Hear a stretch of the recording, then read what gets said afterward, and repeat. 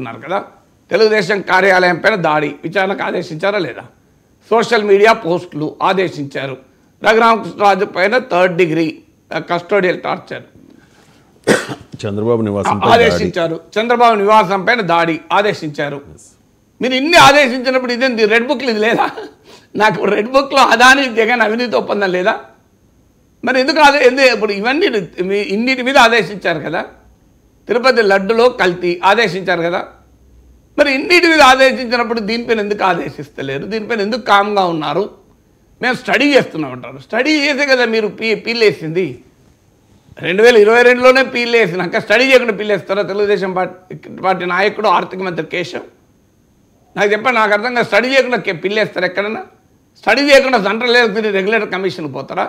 కొత్త స్టడీ చేసేది ఉన్నది. మీరు స్టడీ చేసే కదా పిల్లేసింది. స్టడీ చేసే కదా కేసు పెట్టింది. మీరు కేసు పెట్టాక ఇప్పుడు 6 నెలలు అయిపోయింది అధికారంలోకి వచ్చి. ఇన్నిటి మీద విచారణ జరిపించారు. దీని మీద ఎందుకు విచారణ జరిపిస్తలేరు? Because Adani is there. Jagan Adani కాకుండా ఇంకెవరి దగ్గరన్నా అవినీతి పాటు ఆరోపణలు ఉంటే ఇప్పటికి మామూలు కేసు ఉండేది కాదు. లింక్ అదానీతో ఉంది కనుక జగన్ అనాలన్నా అదానీ అనక తప్పదు.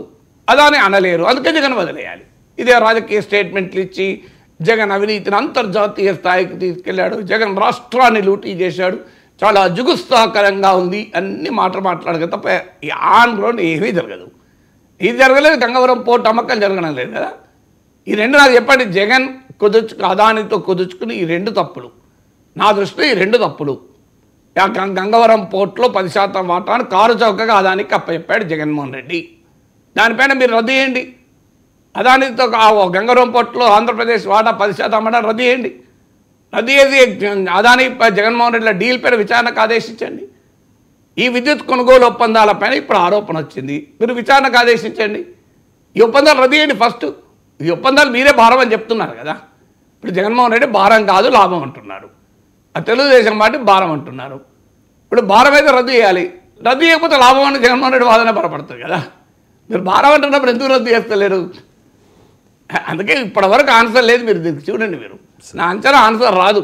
అస్తే సంతోషం. ఇక పబ్లిక్ ప్రెషరు బాగా పెరిగి పొలిటికల్గా ఎక్స్పోజ్ అవుతున్నాం అనుకుంటే ఒప్పందాలు రద్దు చేయొచ్చేమో. కానీ అదానీ పైన కేసు పెట్టే ధైర్యము ఆంధ్రప్రదేశ్ ప్రభుత్వానికి ఉందా? నా క్వశ్చన్ సింపుల్ క్వశ్చన్. మా రాష్ట్రంలో ఉన్న ముఖ్యమంత్రిని నువ్వు ముడుపులు చెల్లించావు. ఇది కేసు కాదా? ప్రివెన్షన్ కరప్షన్ యాక్ట్ కిందకి రాదా?